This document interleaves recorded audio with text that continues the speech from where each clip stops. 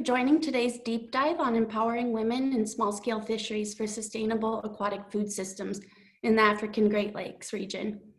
My name is Molly Ahern. I am a food systems and nutrition specialist in the FAO Fisheries and Aquaculture Department. I'd like to first thank the World Economic Forum and Friends of Ocean Action for hosting this conference that is seeking innovation and bold action for a healthy, resilient, thriving ocean. And I know we're all looking forward to joining co-hosts Kenya and Portugal for the second installment of the UN Oceans Conference, as soon as it's safe to do so in person. This evening's discussion will build upon the Nourishing Billions discussion and look at the important role small-scale fisheries play in food security, nutrition, and livelihoods, particularly in developing countries. I will start by giving some context of tonight's discussion, then introduce our four panelists. Tonight's discussion will be semi-structured. I'll begin with asking questions to our panelists to elicit discussion on key initiatives to empower women in small-scale fisheries for sustainable aquatic food systems in the African Great Lakes region. If you'd like to submit questions during this discussion, please type your questions into the chat box along with your name and where you're coming from. My colleagues will be monitoring the questions and we will do our best to respond during tonight's discussion, or we may continue this discussion beyond this deep dive. In the Nourishing Billions presentation, we heard about how our oceans offer a vital source of nutritious food. However, often less recognized, inland waters also account for nutritious foods for billions of people around the world. Globally, fish accounts for 17% of animal protein consumed. However, this figure is much higher among communities in developing countries that make their home along the coast and inland water bodies. In these communities, fish is the primary source of animal protein and helps meet people's dietary needs by providing essential micronutrients and fatty acids. Although per capita fish consumption in Africa is about half that of the global average, it accounts for a greater percentage of dietary protein in many countries, and it can be even greater than 50% in many coastal countries in Africa. From the Illuminating Hidden Harvest study, currently being prepared by FAO, World Fish, and Duke University on the contribution of small-scale fisheries to sustainable development, it is emerging that these figures may be underestimated. Small-scale fisheries, both inland and marine, employ approximately 90% of people working in fisheries in developing countries and accounts for 95% of catch landed in developing countries, contributing greatly to food security and nutrition. They are often inadequately addressed from resource management, social, and economic perspectives, resulting in poverty, inequality, inequity, and indecent work. Women working in small-scale fisheries, most often in the post-harvest sector, are disproportionately disadvantaged, but in that their organizational capacity, leadership roles, and access to productive assets, technology, finance, education, and services is limited. To address these issues at a global scale, FAO led consultations to develop the voluntary guidelines for securing sustainable small-scale fisheries in the context of food security and poverty eradication, also known as the SSF guidelines, which include chapters on social development, employment and decent work, value chains post-harvest and trade, and gender equality. This evening, I'm delighted to be joined by four panelists who have devoted their careers to empowering women, reducing poverty, and improving food security and nutrition. First, we have Anna Wetlesen, who is Senior Advisor in the Environment and Food Security section of the Norwegian Agency for Development Cooperation. Anne has a PhD in food science and has worked in sub-Saharan Africa for many years. Anne is currently supporting NORAD efforts to develop sustainable food systems in low and middle income countries. Anna, thanks for joining us tonight. Next, we're joined by Lilian Ibengwe from the Ministry of Livestock and Fisheries in Tanzania. She has worked in fisheries management in the Tanzania fisheries sector, including participating in developing fisheries management strategies, promoting community participation in collaborative fisheries management, and strengthening regional and international cooperation in small-scale fisheries management. In 2018, she was appointed as a focal person for implementation of the SSF guidelines in Tanzania. She has also contributed significantly to the development of the Tanzania Women Fish Workers Association, known as TAFA, launched in April 2019, with the ultimate goal of advocating women's empowerment in the fisheries sector. Lillian, thanks for joining. Thank you, Molly. Next, we have Margaret Nakato, coordinator of the Katosi Women Development Trust and executive director of the World Forum of Fish Harvesters and Fish Workers. Margaret is passionate about rural development with 23 years experience working in fishing communities where she has mobilized women to work together, empower them with knowledge and skills that place them as drivers of transformative initiatives, which has multiplier effects on the wider community. In 2015, Margaret was recognized and awarded a presidential medal for her contribution to the improvement of women's lives through Katosi Women Development Trust. She holds a bachelor's degree in development studies from University of South Africa and a Master of Science in Development Management from Open University, UK. Margaret, thanks for joining tonight. Thank you for having me, Molly, and I'm happy to join you all in the discussion. Lastly, we have Bernice McLean, who is a marine policy specialist with a background in environmental governance and development facilitation. She works as a senior program officer at the African Union Development Agency, known as AUDA-NAPAD. Bernice joined the agency in July 2016. Her role within the Directorate of Program Delivery and Coordination includes providing support to AU member states to implement priority projects to generate wealth, create income opportunities, and showcase learning and innovation through flagship projects in key development sectors, such as the blue economy and agro-industry. Small-scale fisheries and sustainable aquatic food systems are an important component of these sectors. Thank you, Bernice, for joining. Thanks for the invitation. So we'll start tonight's discussion looking at sustainable food systems in the small-scale fisheries post-harvest sector. Recent global dialogues and policy processes have focused on sustainable, healthy diets, bringing the aspect of environment into the food systems discourse, in addition to socioeconomic aspects. These aspects, people, food, and the environment, are inseparable when considering the context of food systems.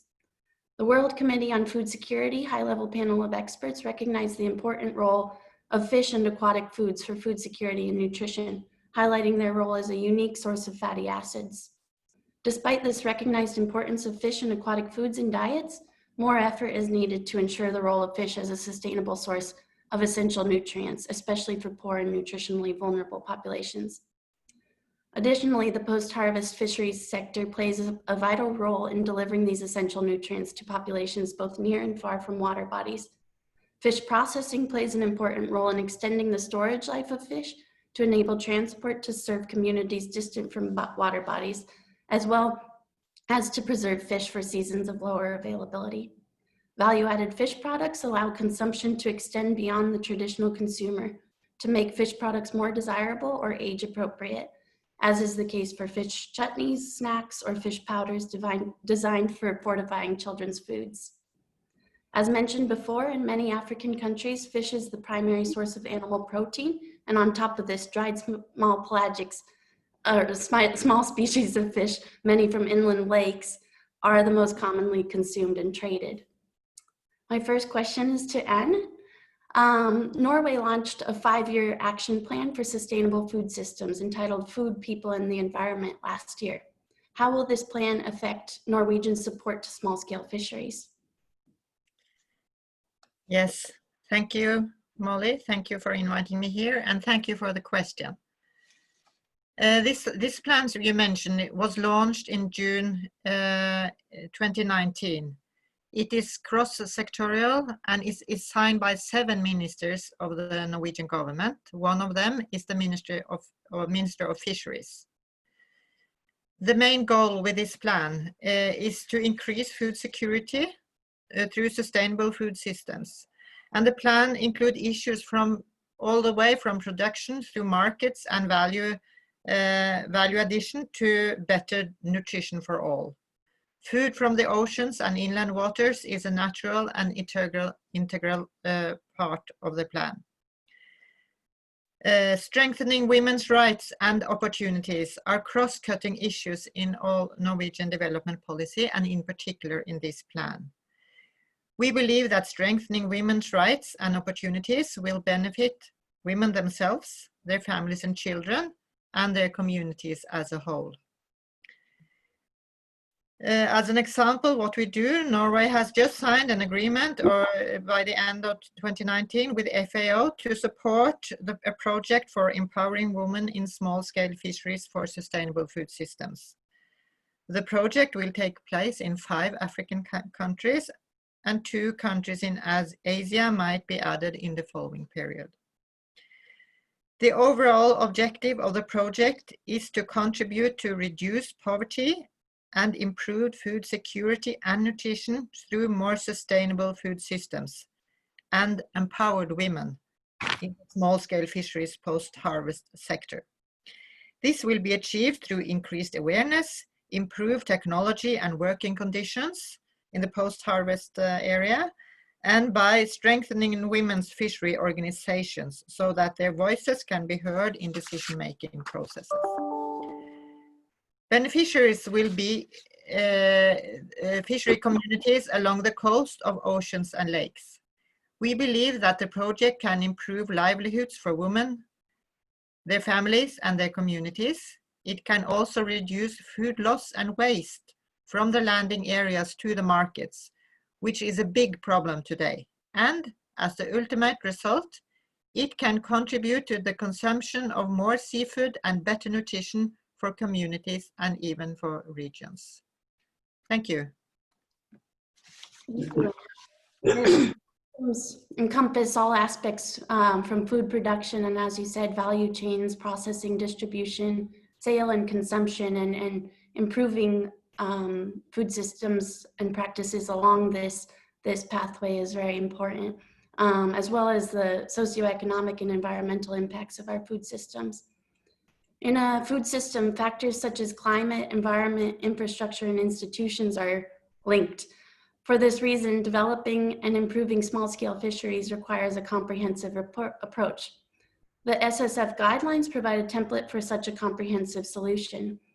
My next question is to Lillian. The government of Tanzania has decided to develop a national plan of action to implement the SSF guidelines.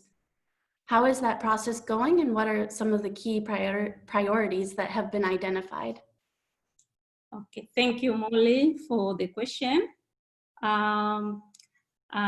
Tanzania has a great potential in fisheries in both marine and inland fisheries.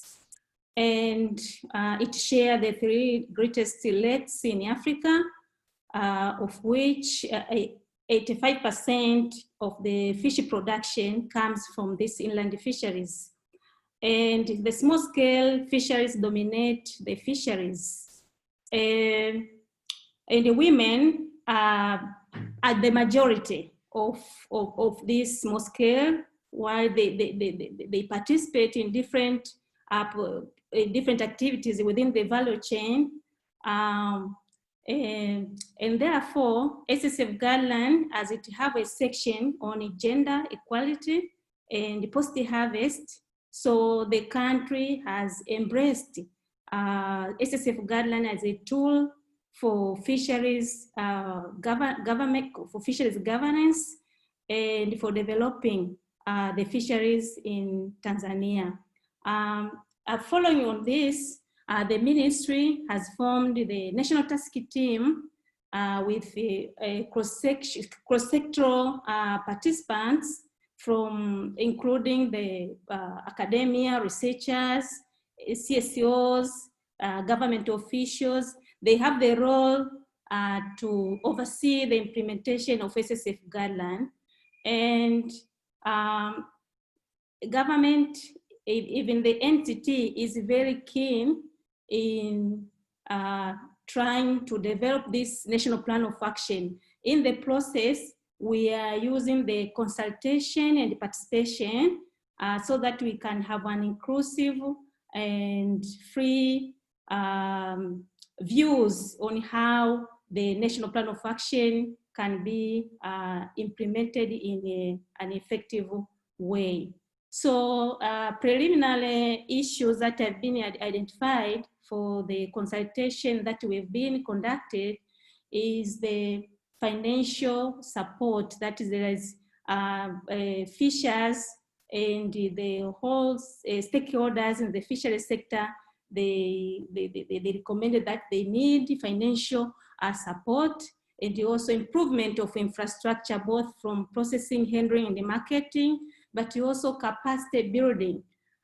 So we hope that after having this national plan of action, it will be able to answer different issues and also to ensure social and economic benefits in the country. Thank you.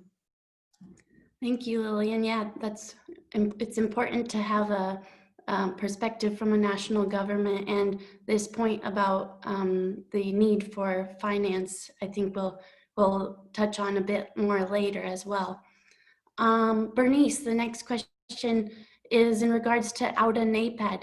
As the development agency of the African Union, AUDA NAPAD coordinates and executes regional and continental development projects to achieve Agenda 2063, Africa's Vision and Action Plan.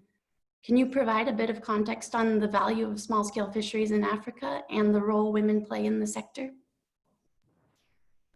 Certainly, Molly. Thanks very much for the question. As you highlighted in the introduction, on a global level, small-scale fisheries are a critical component of the broader fish production industry in developing countries, and their value is often underestimated. Within Africa's small-scale fisheries, in both the marine and inland areas, inland waters, small-scale fisheries are essential for ensuring food security, nutrition, livelihood, and employment across the continent.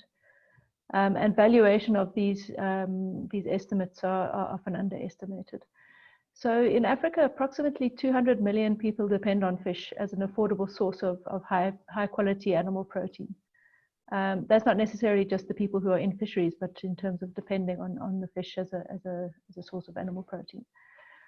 Small-scale fisheries account for more than 60% of Africa's total fish production, and significantly, almost all the catches from the small-scale fishery sector are destined for human consumption, an important point. So the total contribution of small-scale fisheries to agricultural GDP in the whole of Africa is estimated at almost 3.5%, which is relatively high. So in terms of livelihood, an estimated 10 million Africans rely specifically on small-scale fisheries, both inland and marine artisanal fisheries, as their primary livelihood. A further estimated 90 million people, including farmers and resource-poor populations, depend on fishing as part of a diversified livelihood strategy. So that's a huge number of people. The small-scale fisheries sector provides significant employment on the continent, both in primary and secondary sectors. A joint study by the FAO and NEPAD, then NEPAD in 2014, a little while ago, on the value of African fisheries, estimated that around 9 million people work in small-scale fisheries, which constitutes more than 70% of the total workforce in both fisheries and aquaculture. So in terms of the role of women, women make up more than a quarter of the fisheries sector workforce in Africa, and an estimated 50% of small-scale fisheries workforce. The great majority of these women are employed in post-harvest sectors, such as processing, sales, distribution, and marketing. And while the contribution of women to food security, livelihoods, and household incomes is really significant, and while the small-scale fisheries sector offers enormous potential for the empowerment of women, their contributions are often insufficiently recognized or considered. And one issue is that much of the work done by women we are seeing falls within the informal economy or the informal sector, and is therefore less visible in formal economic and social valuations.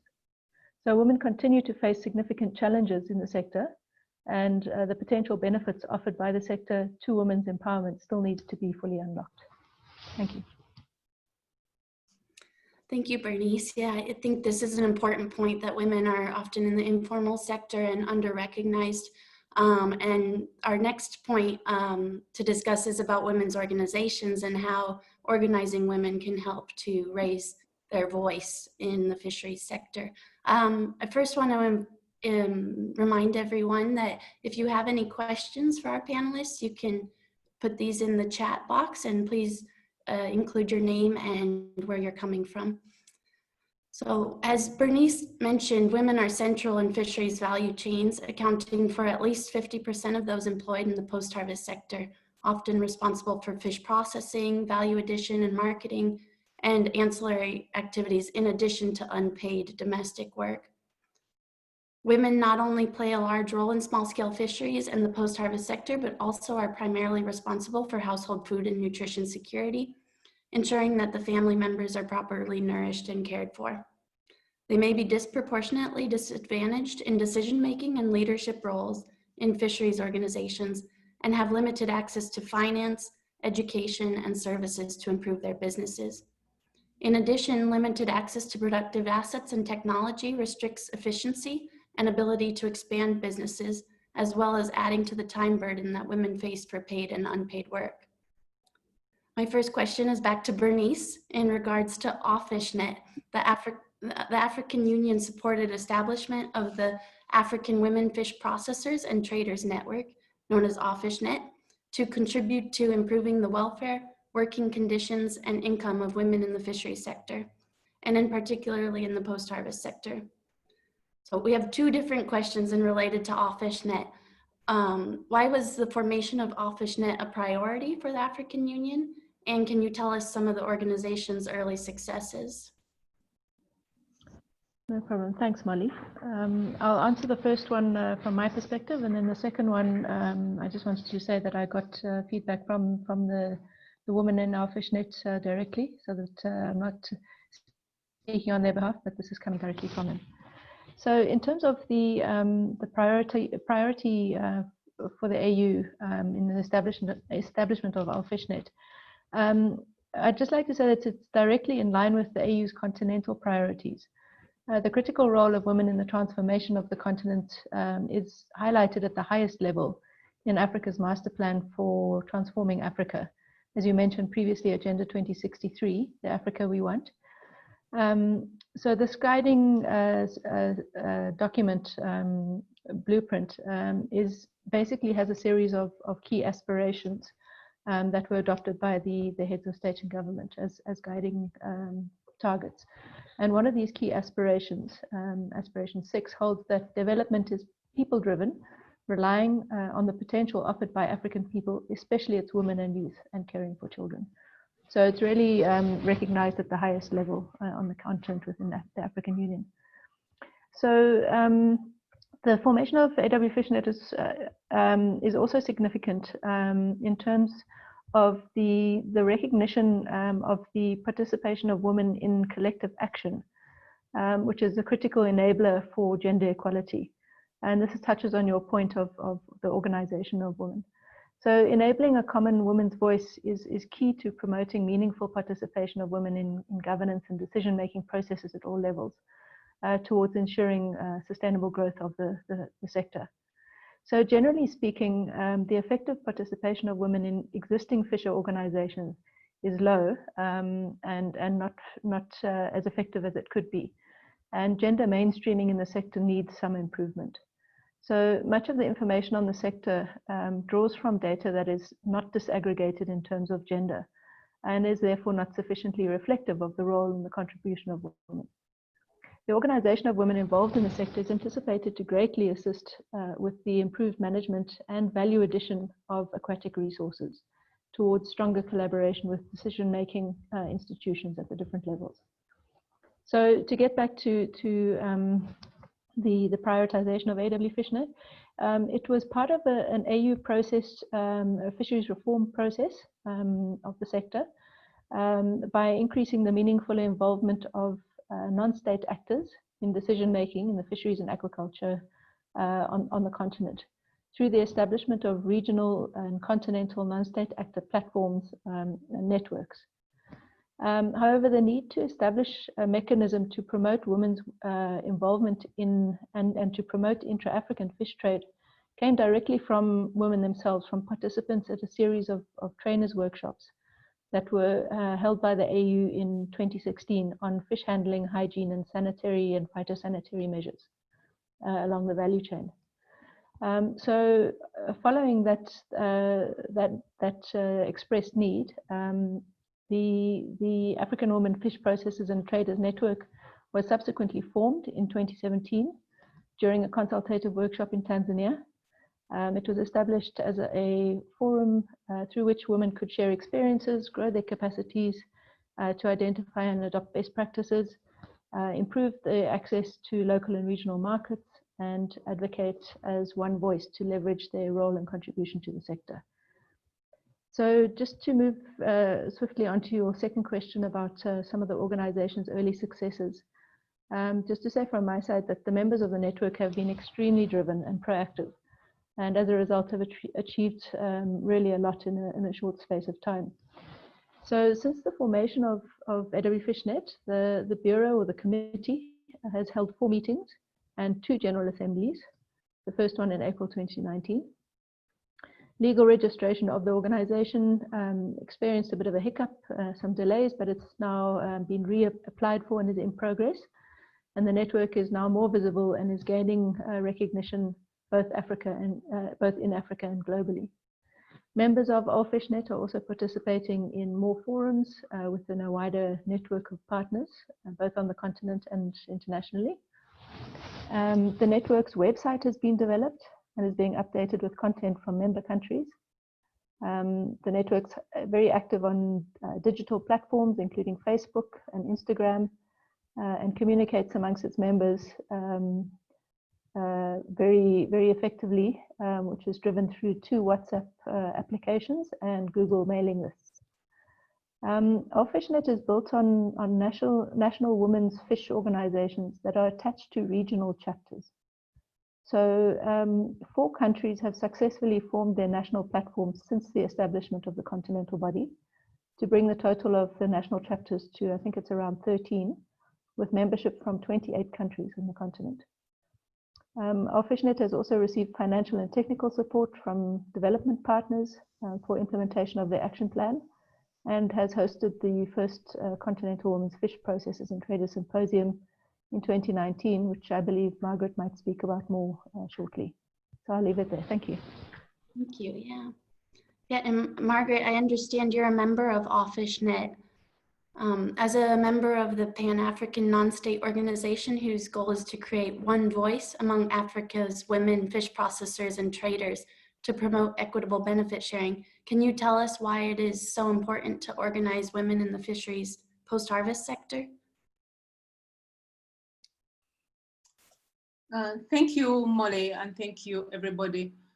I think organization of women in fisheries is beyond post-harvest sector. It is along the entire value chain, as women are very versatile with the different roles in the sector, taking into consideration the prevailing environment. I recognize that that presents both opportunities and challenges, as if you build the capacity in fish marketing and then you find them in processing the other day, that is challenging. But being versatile in the sector is one way of reducing their vulnerabilities. We have women in KWDT who are fish processors, but with the increasing competition to access fish to process and trading, they have ventured into fishing, whereby when they own boats, it strengthens their chances of accessing fish for processing and trading. So organizing the most vulnerable population in the sector increases their opportunities to access resources, knowledge and skills, as has been pointed out by Bernice, which would have been difficult for them to access as individuals.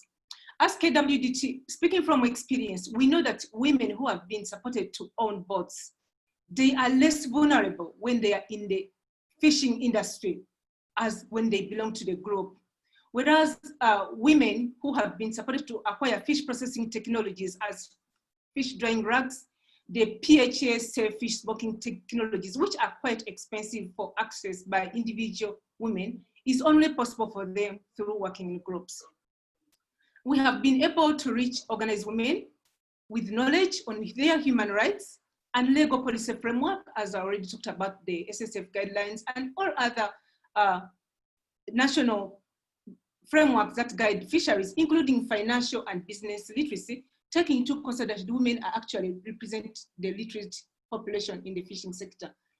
As well as skilling women in groups has enabled them to produce better fish products with high shelf life that can fetch higher incomes and will reduce food losses. So women organization development has resulted into human development, as it has been emphasized by Benis. It empowers them to take up leadership positions, and they can be able to make decisions of development in the sector.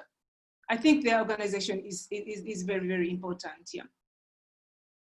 Yeah, and Margaret, as a follow-up question, I think you started answering this, but what are some of the ways in which AllFishNet is helping to connect its members to achieve one voice? As a member of AllFishNet, but again through a national women organizations, I think it is through grassroots achievements of grassroots organizations that feed into the national, regional, and international organizations.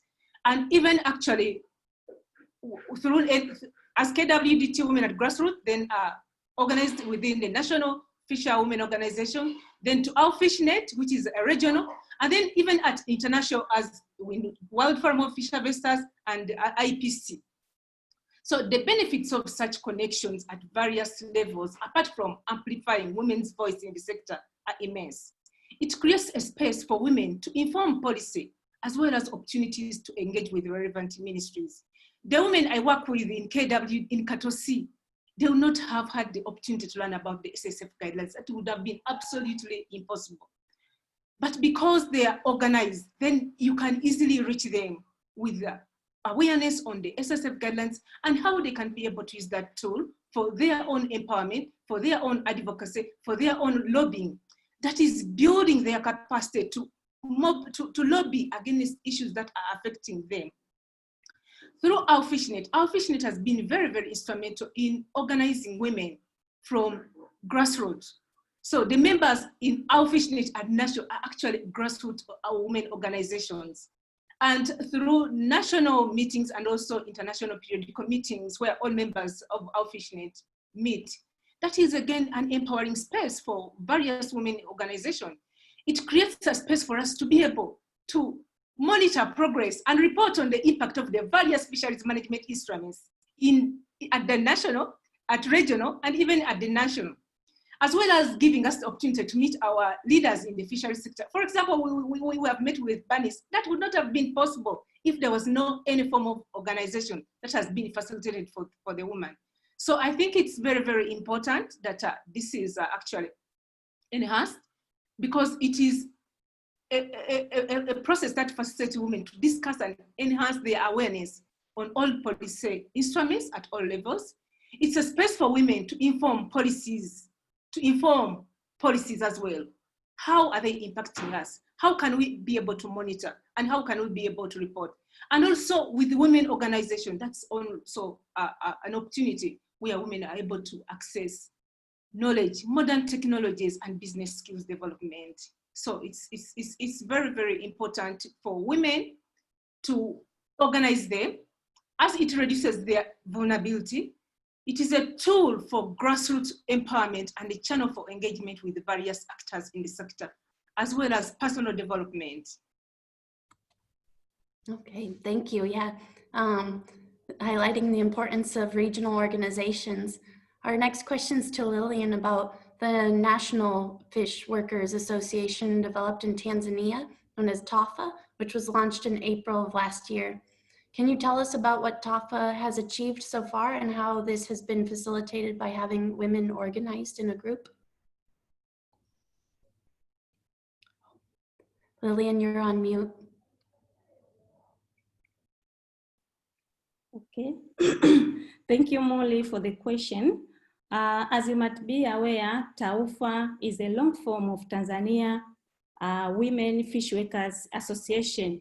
It is a national a platform that brings together women that are working along the value chain of the fisheries. It was launched, as you said, in April last year, following a mapping study that was conducted by a national task team to look at the function of this TAUFA.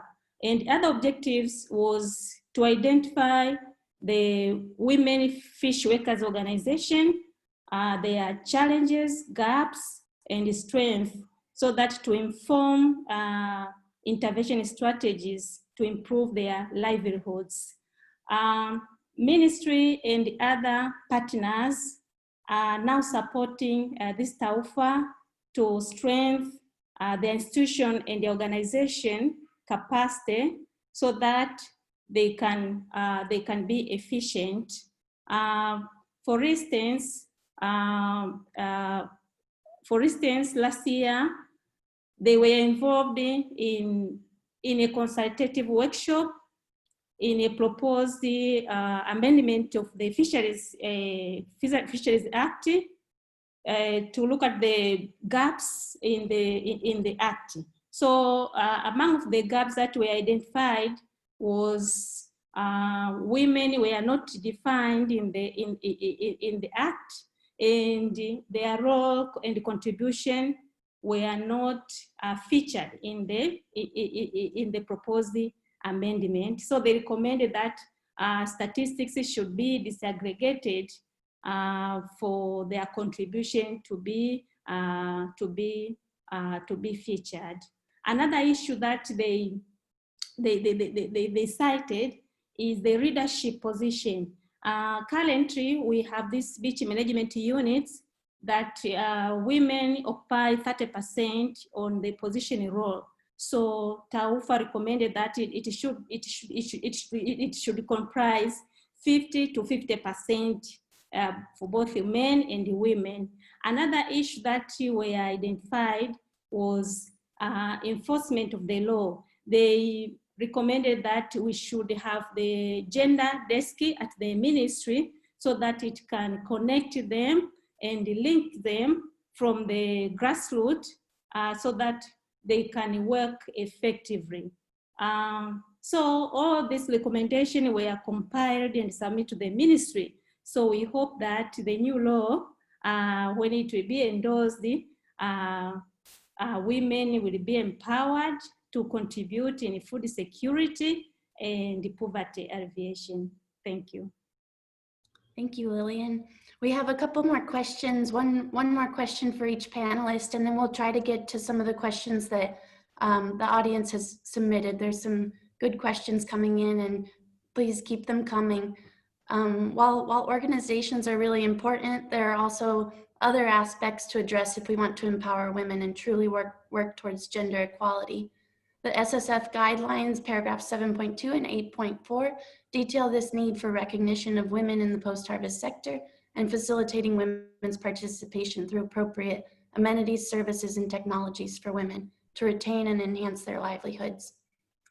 First question to Margaret, and just to remind our panelists to be somewhat brief so we can get to a couple of the questions from the audience.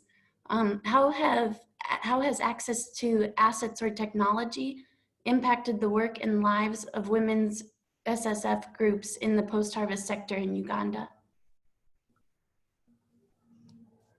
In Uganda, access to assets and technology has positively impacted on the work and the lives of the women in the post-harvest sector. As KWDT, one of our work is to ensure that we increase women's access to such technologies, which of course contribute to reducing their vulnerability in the sector. We have supported women to acquire fish drying racks where they dry the silverfish, and also now the improved PHA, safe fish smoking killing. With access to such products and women are using them, we have seen an increase in the price of the fish they produce by 16%. That is increasing profits in women's households, income, but also securing their livelihoods in the sector. Food losses have been reduced. We know, although we are still working amidst challenges, that when we dry fish on the on the drying racks, in the rain season, the wastage and loss of the silverfish is less as when it's dried on the ground. With access to those technologies, you can see that there's an improvement in the reduction of the food waste and loss. Women working conditions have improved drastically. Exposure to smoke, when we know that most of these women are actually working with their women on the back, the drudgery in the sector has reduced with the access to the PAHA, stale fish smoking killing, as compared to the open fish killing, where fish has to be turned frequently and to avoid burning, as well as to, whereas it helps, it ends up earning their fingers. The time they use for processing has also reduced. Now, at the time when we are grappling with climate change, at the time when women have to process fish and there's too much rain, access to such technologies are actually very, very supportive for women to stay in the sector, whereas those improved technologies which are energy efficient have got also an impact on the environment, as we don't have to use a lot of energy to smoke fish, because the technology itself is energy efficient and it consumes less energy. And the technologies also enable women to be able to produce diverse fish products for different age groups. Processing fish, silver fish, children don't want to eat the silver fish, but when you process it into powder or when you make balls out of it, then we are going to make sure that more children are eating it. So the benefits are immense, and we need to support more women to be able to continue to access such technologies, because they have a huge impact, a positive impact on their lives. Yeah, thank you, Margaret. Yeah. And as we know, sometimes access to technology can also depend on access to finance. Lillian, often the terms and conditions of commercial financial institutions are too demanding and beyond the reach of people in rural communities. VICOBA, which stands for Village Community Banking, works with men and women to acquire small loans and begin or expand businesses. Can you tell us how VICOBA in Tanzania has strengthened the role and visibility of women in small-scale fisheries? Yes, Mori. Okay, thank you for the good question. VICOBA, as you mentioned, is a village commercial bank, and in Tanzania, it originated from the southern part of Tanzania, and now it operates all over the country in both marine and inland fisheries. VICOBA has three main goals: savings, borrowing, and paying back to the community. Its structure is very simple, that both women and men can organize themselves in groups and form this VICOBA. So they select a chairperson, they have treasurer and a secretary. And also they agree on terms and conditions for savings. Normally, on a later stage, a member can borrow like 3 times of his or her savings. As I've mentioned earlier, the mapping study that we conducted, that entity conducted, not only we looked at the status of these women groups, but also we assessed the foundation of these women groups. And one of the issues that we observed, that VICOBA contributes they ranked second as the originating source of these women groups. And also the study identified that they have social and economic benefits to women. Like, for instance, the results indicated that 25% of these women groups, they have acquired money to build their own houses and paying school fees, also paying medical expenses. Also, some of them, they have acquired a loan to start a new business or expand the new business, specifically in fish processing. And now they are able to access a regional market, especially for these small pelagic fish that we normally export to DRC, our neighboring country, and Kenya. So for these remarks, I can conclude that women are the backbone for livelihoods in the society. So being empowered by having this VICOBA, they are able to have funds or money to ensure sustainability of fisheries resources and empowering them to have better life. Thank you. Thank you, Lillian. And our last question, then I'm going to open up the floor to our panelists for some of the Q&A that's been coming in from the audience. Our last question is to Anna. How can we ensure that the contribution of small-scale fisheries to sustainable development is duly noted and supported? You're on mute. Thank you. Yes, small-scale fisheries represent an important source of employment, food security, and income in low-income countries, as we have discussed here now. But this importance is often underestimated. Small-scale fisheries, in spite of the numbers of people employed, as we have heard now, do often not get the adequate attention in political processes. And they are often not heard in discussions of research management and economies. And that this is becoming increasingly problematic as the competition of resources are getting harder.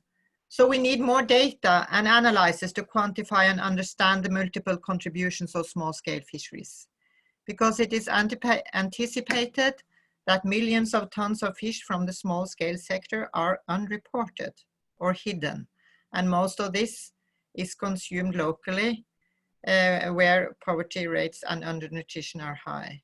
The SSF guidelines aims to support development of small-scale fisheries and fishing communities to fisheries that is socially and environmentally sustainable. But to achieve this, we will need more evidence of their contributions to environmental, social, and economic sustainability. That is why Norway has contributed to the project Illuminating Hidden Harvest under the SSF umbrella program. The project will produce a revised and expanded version of the Hidden Harvest publication from 2012. We hope the project will give us updated and more thorough information on variables such as catch and employment. And we also hope to get better information that can be used for a better understanding and improved policies on nutrition. Thank you. Thank you. And we have a question from the audience that I'll turn over to the panelists, and you can each have a short response if you would like to. What are the main obstacles for the full and equal recognition and inclusion of women in policy? And how can such obstacles be overcome besides the implementation of the SSF guidelines? Sure, who wants to go first? Lillian, I see you're off mute if you want to answer first. Yes. One of the obstacles is inefficient information or data. We have seen that fish workers or women are not featured, or we have no data on women who are participating throughout the value chain. So when you don't have data, then you cannot stand, you cannot say anything. We know that women, they are all over along the value chain. So they are normal, they are invisible and not recognized because we have no information. And normally, fisheries government, they don't have a system to collect information on these women. So that is one of the obstacles. Another issue is on policy. Most of the policy, they have not mainstreamed women. So if they are not in the policy, so it is obvious that they cannot be participating in any maybe developing agenda or any management strategy. So you find that they are being lefted out. So that issue, I can contribute on that. Thank you, Lillian. And Anna, did you want to add something to that? I just support what Lillian said here, of course, and I think there are clear messages here that, of course, we need data, we need information, we need to take this out of the informal sector and do it more visible. And also, I want to say that you need to also to organize to get women's voices and these groups of women voices heard so that they can influence the policies. Thank you. Bernice? Thanks. I'd just like to echo what everybody has said, and what you know, a lot of it came out through the interventions in the panel. I think one other thing is, though, to turn the thing around and look at it from the policymakers' perspective, and just say that I think we need to do better as policymakers to facilitate the involvement of women in decision-making processes, and not just leave it at the policy development level, but actually take it right down to the implementation. You know, we have forests of policies all over the world, and very few are implemented. So I think we need to recognize the essential role of women, both in the development and the implementation, and just try harder. Thanks.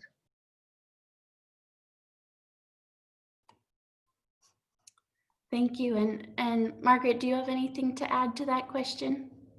I think one of the obstacles to women inclusion also stem from our social culture traditions that I'm not even looking at changing policy, but I think to overcome that would be to empower women so that they can be able to recognize that actually such a culture, such a norm, such a practice is actually excluding us. So some of them are actually from our social culture traditions, and that's how we can only be able to address them. Great. I think we have time for one more question before we turn it over to each of you for some closing remarks. Do your respective governments have any plans to increase the level of decision-making for women in fisheries? And if so, can you share how? Not sure who wants to go first on that one.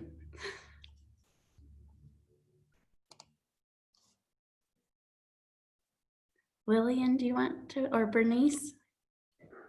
This is cheating a little bit because I don't represent any government. You know, my clients are all African, 55 African member states. So yes, there's definitely a plan of action, specifically in small-scale fisheries, and that recognizes gender, the importance of gender mainstreaming.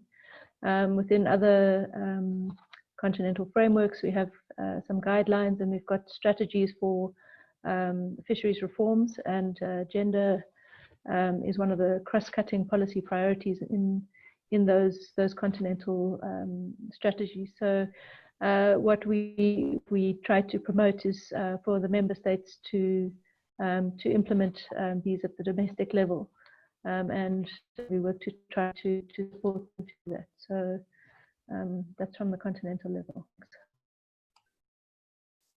Thank you. And now I want to pass it back to each panelist for some closing remarks about, if you want to give some closing remarks for about a minute each. I can turn it over to Anna first. Yes, thank you. And this has been a very interesting panel debate.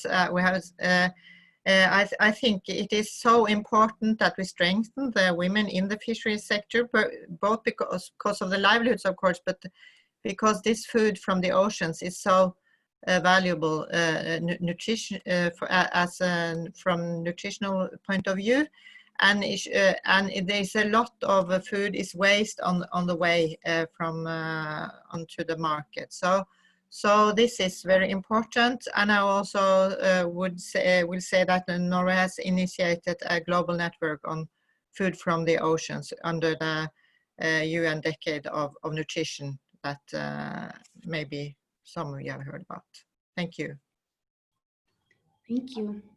And Lillian, do you have any closing remarks? Yes, just a few comments.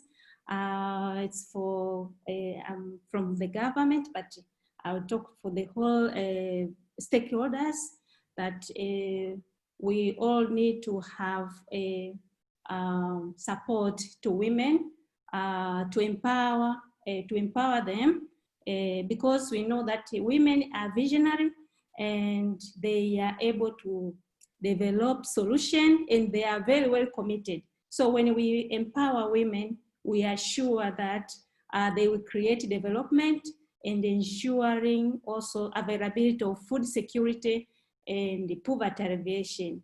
Yeah. Thank you, Lillian. And next to Margaret. I think it's important at this time when we realize the important role of women in fisheries that we make deliberate efforts to support women organization, including addressing those gender inequalities that are actually hindering women's engagement in the various sectors of the fisheries. If women are not educated, let us give them the education they need so that they can be able to occupy leadership positions in the governance of fisheries. The good thing, the SSF guideline is very clear with comprehensive empowerment or development in the fisheries sector. It doesn't look at only one aspect. If we organize women, they should be trained. We should enhance their access to credit, their access to technologies, reform policies. So it has to be comprehensive if you want to see a step forward. Thank you, Margaret. And Bernice, last words. Thanks, Mali. Just to keep it very short and simple, I think just the essentialness of partnerships and collaboration, not only between people of, you know, sort of the same industry or the same institution or so on. It's really valuable to be able to get evidence. You often talk about evidence-based decision making, and the only place the evidence comes from is from the people who are in the sector. So just to try to encourage everybody to continue collaborating and to say thanks for this initiative, because I think this goes a long way towards facilitating that. So thank you, everyone. Thank you. And yeah, I think this session was quite timely as food systems and food supply chains have especially been in the spotlight lately due to COVID-19 and the need for resilient communities and social protection as unemployment has risen.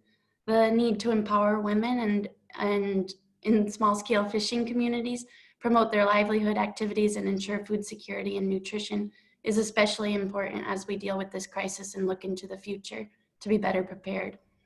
I just want to make one last announcement about next Monday on June 8th, Too Big to Ignore, a global research network that focuses on addressing issues affecting small-scale fisheries, is hosting a 24-hour around the world online event called Small is Bountiful with panel discussions and a virtual art festival.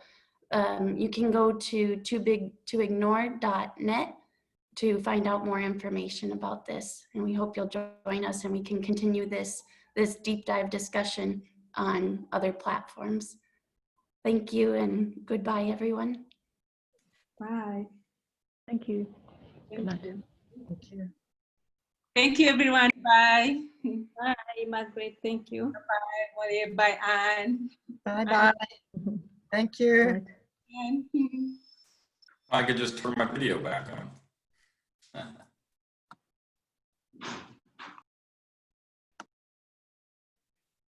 We're not broadcasting, right? Are we? I don't know. Yes, still. But I will end the meeting now unless you have something to say. Okay. Bye to everyone.